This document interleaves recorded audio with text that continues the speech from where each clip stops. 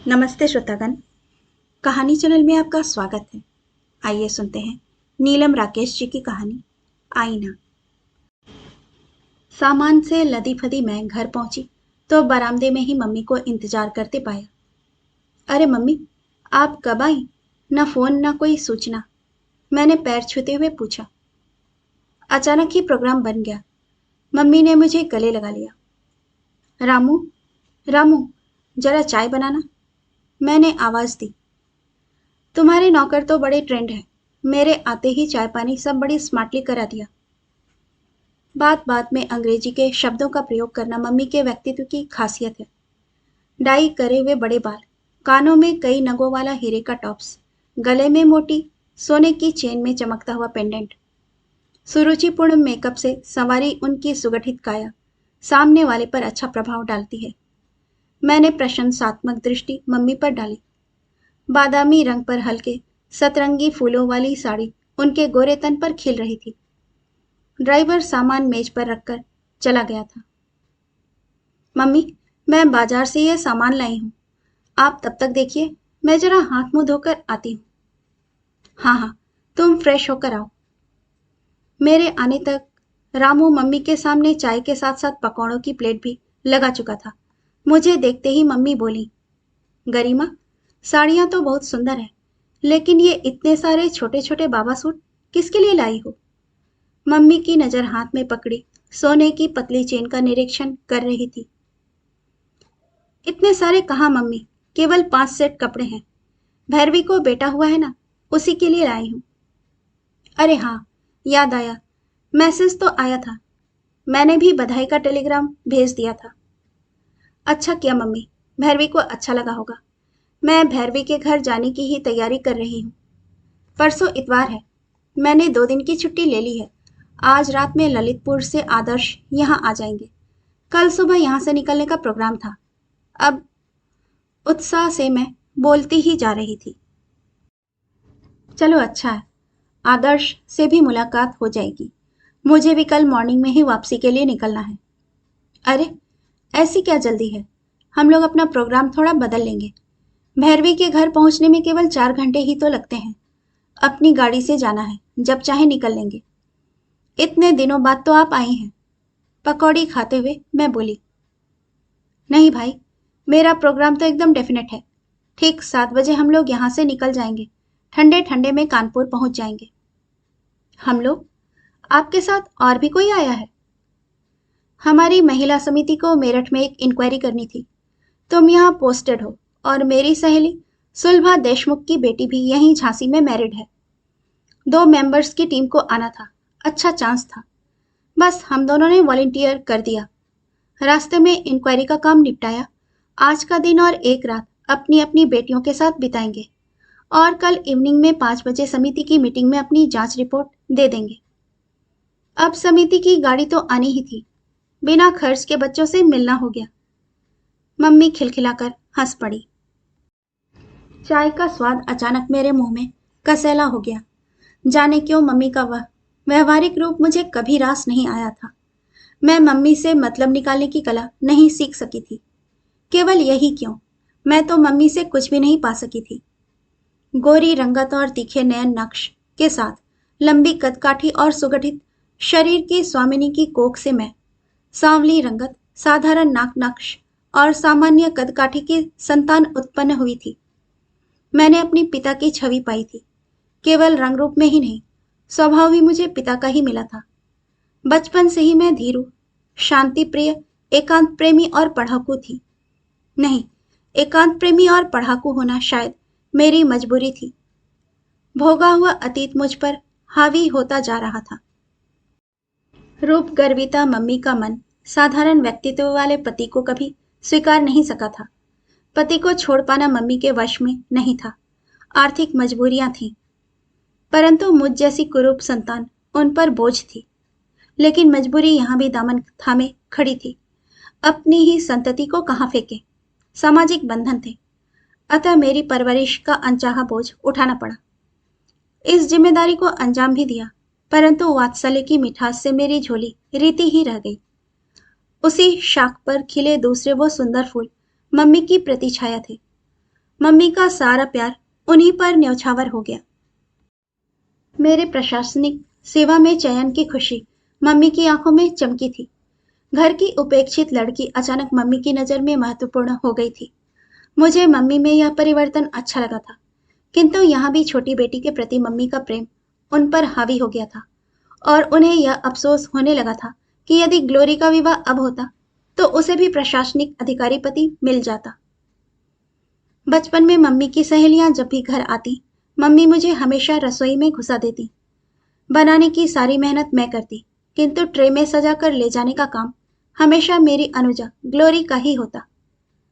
उम्र के साथ साथ मैंने इस सत्य को स्वीकार लिया और स्वयं ही लोगों के सामने जाने से कतराने लगी। धीरे धीरे मैं एकांत प्रिय होती चली गई। अपने अकेलेपन को भरने के लिए मैं अधिक से अधिक पढ़ने लगी और पूरी तरह पढ़ाकू ही बन गई। ग्लोरी मेरी अनुजा का वह नाम भी मम्मी का रखा हुआ है और मम्मी का अंग्रेजी प्रेम दर्शाता है। अपनी इसी खिचड़ी भाषा, शिष्ट, श्रृंगार और सामाजिक संगठनों से जुड़कर मम्मी स्वयं को उच्च वर्ग का दर्शाती हैं। ग्लोरी मेरी सगी बहन है, किंतु मम्मी की कार्बन कॉपी है।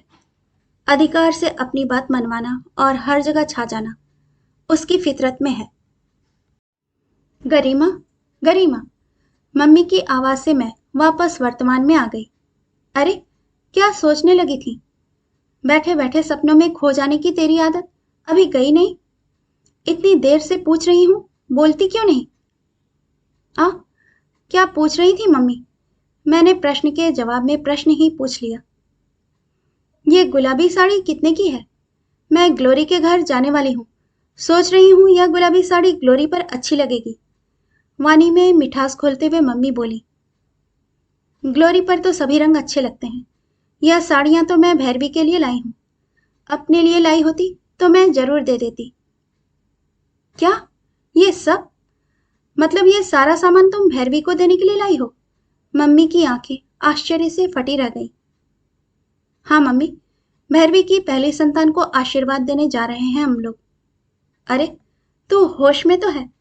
इतने सारे कपड़े, 5 साड़ियां, रजाई, गद्दा, चादर, खिलौने, क्या तूने उसका पूरा ठेका ले रखा है? और जरा सा बच्चा सोने की चेन का क्या करेगा? विस्फारित नजरों से मम्मी मुझे देख रही थी। मम्मी, कैसी बात कर रही हैं आप? भैरवी की यह पहली संतान है। कैसी क्या? तेरे भले की बात कर रही हूं। पहला बच्चा है तो क्या कोई अपना घर उजाड़ कर सामान देता है किसी को? छोड़िए मम्मी, जो आ गया सो आ गया। मैंने इस अप्रिय प्रसंग को समाप्त करना चाहा। छोड़िए कैसे? तुम फिजूल खर्ची छोड़ो और ऐसा करो, बहुत मन है तो बच्चे के कपड़ों के साथ एक साड़ी और मिठाई दे दो और बाकी सब वापस कर दो, हो जाएगा शगुन। मम्मी ने अपनी आदत के अनुसार हुक्म सुना दिया। मम्मी, ग्लोरी की पहली बेटी के होने पर लगभग इतना ही सामान भिजवाया था आपने। तब तो मैं ट्रेनिंग में ही थी, पैसों की भी तंगी थी, परंतु उस समय आपको यह सब फिजूल खर्ची नहीं लगी थी? मुझे अब गुस्सा आने लगा था। ग्लोरी तेरी सगी बहन है, उसे दिया तो क्या सभी को बांटती फिरोगी? भैरवी कोई गैर नहीं, मेरी सगी ननद है। जैसी ग्लोरी वैसी भैरवी। बहन और ननद में कोई अंतर नहीं है क्या? मम्मी भी गुस्से में आ गई थी। नहीं, कोई अंतर नहीं है। एक को मेरी माँ ने जन्म दिया है तो दूसरी को मेरी सासू माँ ने। एक ही नेह का नाता है। तेरा तो दिमाग खराब हो गया है, तुझे तो कोई अंतर नहीं दिखता। मम्मी खींच उठी थी। वैसे अंतर तो है मम्मी। कुछ सोचती हुई मैं बोल पड़ी। चलो, तुम्हारी समझ में तो आया। मम्मी प्रसन्न हो गई। भावना और परवरिश का अंतर है। अभी मैंने अपनी बात स्पष्ट करना आरंभ ही किया था कि रामू अदब से सामने आकर खड़ा हो गया। मैडम, खाना लग गया है। ठीक है, चलिए मम्मी खाना खाते हैं।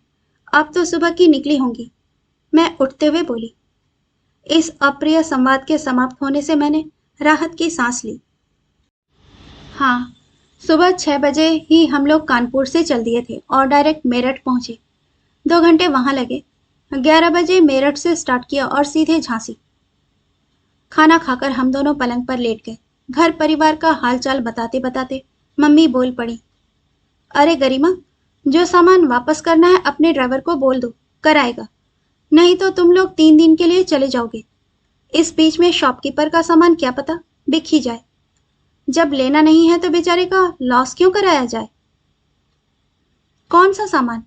मैं अचानक कुछ समझ नहीं पाई। अरे वही जो तुम भैरवी के लिए उठा लाई थी। मम्मी क्यों वही बात फिर से शुरू कर रही हैं? मेरे लहजे में शिकायत थी। मतलब तुम सामान वापस नहीं कर रही हो? मम्मी अविश्वास से मेरी ओर देख रही थी। नहीं, मेरा स्वर निर्णायक था। गरिमा, मैं तुम्हारे भले के लिए ही कह रही हूं। मम्मी मुझे दुनियादारी समझाने लगी। नहीं मम्मी, आप भला नहीं कर रही हैं, आप हमें स्वार्थी बनाने की कोशिश कर रही हैं। स्पष्ट शब्दों में मैं बोल उठी। गरिमा, गुस्से से मम्मी की आवाज कांप गई। मैंने मम्मी का हाथ अपने हाथ में लिया और धीरे से बोली, मम्मी मुझे मालूम है मेरी बात आपको ठेस पहुंचा रही है। इस विषय को मैंने हमेशा टालना चाहा है। जब तक बात मेरे तक थी मैंने कोई विरोध नहीं किया, अपने आप में सिमटती चली गई। लेकिन आपकी दखल का प्रभाव अब हमारी गृहस्थी तक भी आने लगा है। ग्लोरी का बिखरता दाम्पत्य आपकी ऐसी सीखों का ही दुष्परिणाम है। अभी भी समय है मम्मी, अपने को रोक लीजिए। आपने तो समाज सुधार का बेड़ा उठा रखा है, फिर अपनी बेटियों का घर क्यों? मेरी बात बीच में काटती हुई मम्मी मेरा हाथ झटक कर बैठ गई और गुस्से से बोली, तुम कहना क्या चाहती हो? मेरी फूल जैसी ग्लोरी को वो लोग सुखी नहीं रख रहे हैं और उसके लिए दोषी मैं हूं। मैं तुम लोगों को स्वार्थी बना रही हूं। मैं तुम लोगों का भला नहीं चाहती। और तेरे साथ मैंने क्या किया जो तू सिमटती चली गई? पढ़ा लिखा कर प्रशासनिक अधिकारी बना दिया, यही ना? आज सीडीओ बनी सब पर रौब झाड़ती घूम रही हो। हमेशा की डरी सहमी रहने वाली लड़की आज माँ से ही जवाब सवाल कर रही है। मम्मी की आंखें अंगारे बरसा रही थी। मम्मी प्लीज शांत होकर मेरी बात सुनिए। अच्छा, अभी सुनने को कुछ रह गया है क्या? प्लीज मम्मी, मुझे मालूम है आप हमारा बुरा नहीं चाहती। अपनी लाडली ग्लोरी का बुरा तो आप सोच भी नहीं सकती, किंतु अनजाने में ही आप भले के चक्कर में ऐसा कुछ कर जाती हैं जो आपके ना चाहते हुए भी आपकी संतति का अहित कर बैठता है। मेरे और ग्लोरी के सुखी भविष्य के लिए मेरी बात सुन लीजिए। शायद मेरी बात मम्मी को कुछ समझ में आ रही थी, या फिर ग्लोरी की बिखरती गृहस्थी को संवारने की इच्छा से मम्मी मेरी बात सुनने को तैयार हो गई थी। मैं समझ नहीं पा रही थी उन नजरों में क्या था। क्या कहना चाहती हो बोलो। मम्मी के सपाट शब्दों में कोई भाव नहीं था। मैं असमंजस में थी। मम्मी अपलक मेरी ओर देख रही थी। कुछ पल हमारे बीच खामोशी पसरी रही, फिर मैंने बोलना आरंभ करा। मेरी बात का गलत अर्थ मत लगाइएगा मम्मी। हाँ बोलो। मम्मी की तटस्थता बरकरार थी। मम्मी, अभी अपने बहन और ननद में अंतर करने की सलाह दी थी, जिसे मैंने मानने से मना कर दिया, क्योंकि निश्चल और निस्वार्थ प्यार क्या होता है मैंने अपनी शादी के बाद ही जाना है। पति का प्यार ही नहीं, माँ का प्यार, बहन का प्यार। अरे, हम तुझे प्यार नहीं करते क्या? मम्मी की तटस्थता टूटी थी। उनके स्वर में आश्चर्य था। जरूर करती हैं, लेकिन ग्लोरी और भैया से कम। मैं बचपन से ही काली और मोटी रही हूं। गरिमा, रंग रूप तो भगवान का दिया है। हम हाँ, लेकिन आप तीनों के व्यवहार से मेरी कुरूपता मुझ पर हावी होती गई और मैं हीन भावना से गिरती गई। किसी से बात करने का आत्मविश्वास मुझ में नहीं रहा। अरे, कैसी बात कर रही हो? ऐसा कुछ कभी नहीं हुआ। अतीत की खट्टी कसैली यादों का काफिला मुझ पर हावी था। मैं अपनी ही रौ में बोलती जा रही थी। मम्मी, याद है मैं जब हाई स्कूल में थी, स्कूल में हमारी फेयरवेल पार्टी थी। मैं बहुत उत्साहित थी। आपकी एक साड़ी मैंने खास उस मौके पर पहनने के लिए कई दिनों पहले से अलग निकाल रखी थी। उस दिन जब मैंने उसे पहनने के लिए निकाला तो ग्लोरी ने टोका था, दीदी तुम दूसरी साड़ी पहन लो, यह साड़ी मैं परसों पिकनिक पर पहनकर जाऊंगी। नहीं, आज तो मैं यही साड़ी पहनूंगी। इतने दिनों से मैंने तैयार करके रखा है। तुम्हें पहनना है तो तुम भी पहन लेना, मैं इसे गंदा नहीं करूंगी। मैंने भी जिद की थी। दीदी, तुम कुछ भी पहनती हो, कोई भी रंग तुम्हारे ऊपर खिलता तो है नहीं। बेकार की जिद मत करो। कहते हुए ग्लोरी ने साड़ी मेरे हाथ से ले ली थी। मैं जड़ रह गई थी। मम्मी, आपके सामने ग्लोरी मुझे इस तरह मुखर शब्दों में अपमानित करके चली गई और आप कुछ नहीं बोली थी। अरे, तुम इतनी छोटी सी बात अब तक दिल से लगाई बैठी हो, गरिमा? मम्मी अचंभित सी मुझे देख रही थी। यह आपके लिए छोटी घटना होगी मम्मी, लेकिन उस दिन के बाद से मैंने कभी भी ग्लोरी और भैया की बराबरी नहीं की। मैं सबसे कटती चली गई। अपने रंग रूप के कारण जो आत्मविश्वास मैंने खो दिया था, वह मुझे वापस मिला अपनी शादी के बाद। आईएएस की ट्रेनिंग के दौरान मुझे आदर्श मिले, जो सिर्फ नाम के ही नहीं, विचारों के भी आदर्श हैं। आदर्श को जीवन साथी के रूप की नहीं, गुणों की तलाश थी, और हम परिणय सूत्र में बंध गए। ससुराल जाते हुए मैं बहुत आशंकित थी, किंतु मेरी सारी आशंकाएं निर्मूल सिद्ध हुई। ससुराल में सबने मेरा खुले मन से स्वागत करा। मेरा ससुराल सचमुच घर था, जहां सबको एक दूसरे की भावनाओं का ख्याल था।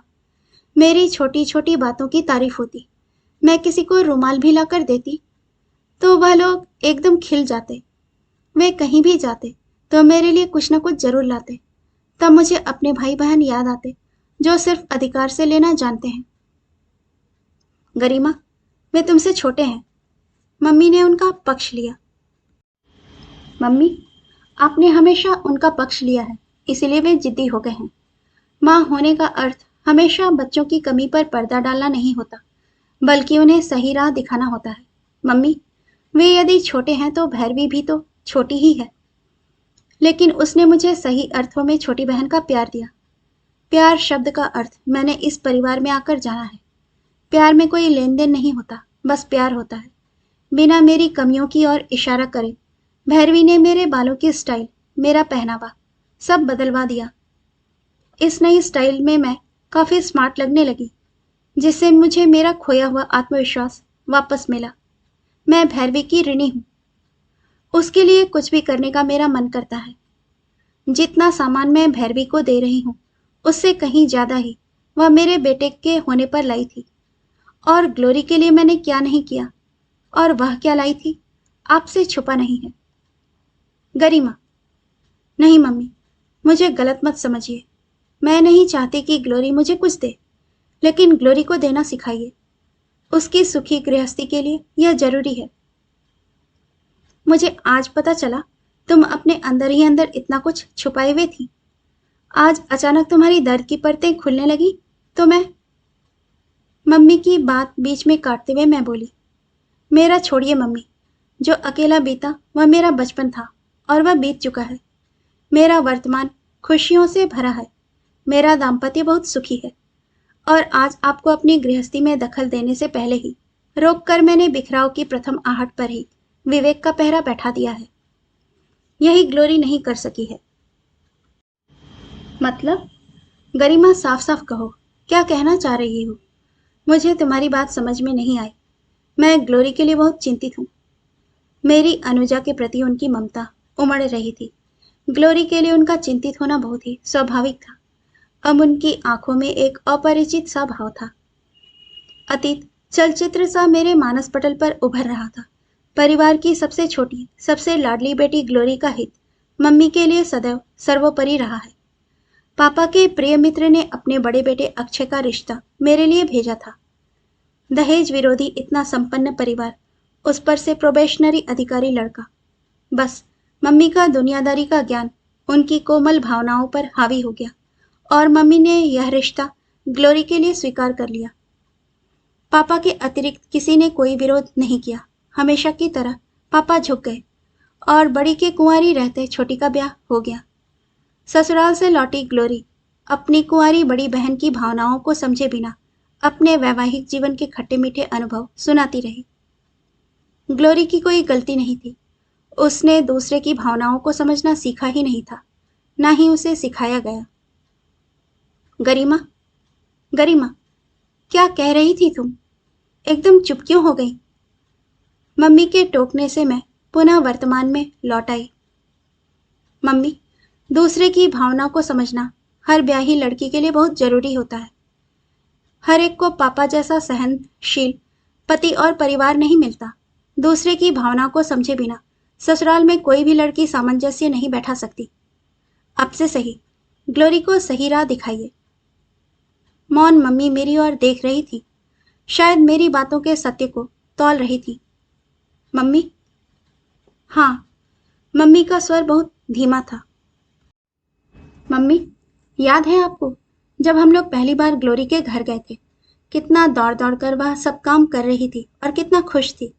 लेकिन एकांत मिलते ही आपने उसे समझाया था, ग्लोरी, सारा काम तुम ही करोगी क्या? अपनी ननद को भी करने दो। और ये पल्ले को पिन से क्यों बालों में रोक रखा है? अरे, पल्ला सिर से गिरता है तो गिरने दे। अभी से अपने पैर जमाना स्टार्ट करो, नहीं तो बहू के बजाय नौकरानी बनकर रह जाओगी। सिर हिलाती हुई मम्मी बोली, याद है, सब याद है। लेकिन लाख समझाने पर भी ग्लोरी कहाँ कुछ कर पाई। रोज रोज की खिटखिट से बेचारी परेशान रहती है। समझ में नहीं आता उसके लिए क्या करूं। अक्षय है कि अलग रहने के लिए तैयार ही नहीं है। मम्मी के स्वर में ग्लोरी के प्रति गहरी हमदर्दी थी। मम्मी, आपकी उस दिन की वह सलाह ग्लोरी के परिवार के बिखराव की पहली दस्तक थी, जिसकी आहट ग्लोरी नहीं सुन सकी थी। क्या? मम्मी फटी फटी आंखों से मेरी ओर देख रही थी। मम्मी, जब किसी परिवार में कोई बाहरी व्यक्ति दखल देने लगता है, उसी पल उस परिवार का विघटन निश्चित हो जाता है। बाहरी? मैं ग्लोरी के लिए बाहरी व्यक्ति हो गई? हाँ मम्मी, यही कड़वी सच्चाई है, इसे स्वीकार लीजिए। देखिए, ग्लोरी का घर परिवार वही है, ग्लोरी वहां रह रही है, वह ही बेहतर समझ सकती है उसे वहां कैसे रहना चाहिए। परंतु वह अपने विवेक से नहीं, आपके बताए रास्ते पर चलती है। इसीलिए अपनी शादी के 4 साल बाद भी अपने परिवार को पूरी तरह अपना नहीं पाई है। कुछ पल के मौन के बाद मम्मी बोली, उनकी आंखें नम हो आई थी।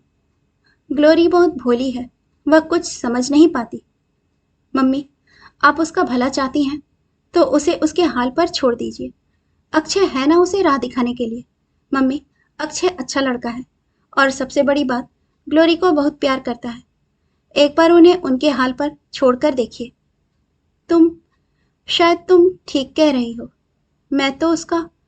मम्मी का कंठ अवरुद्ध हो गया था। उनकी आंखों से 2 गर्म मोती टपक पड़े। मम्मी, मुझे माफ कर दीजिए, मैं बहुत ज्यादा बोल गई। मैं आपको दुखी नहीं करना चाहती थी, मेरा भी गला भर गया था। मम्मी ने आगे बढ़कर मुझे सीने से लगा लिया। नहीं गरिमा, आज तुमने मुझे सही आईना दिखाया है। मैंने कभी इस एंगल से नहीं सोचा था। जाने कब तक हम माँ बेटी एक दूसरे से लिपटे नीर बहाते रहे। दिल के तार दिल से जुड़ते गए और उस खारे जल के साथ मन की परतों में छुपे सारे गिले शिकवे बह गए। अब मन का आईना धुलकर चांदी सा चमकने लगा था, जैसे नव प्रभात के आगमन की सूचना दे रहा हो। कहानी सुनने के लिए आपका धन्यवाद। श्रोतागण, आपसे विनम्र अनुरोध है कि कृपया कहानी पसंद आए तो इसे लाइक और सब्सक्राइब जरूर कीजिएगा। धन्यवाद।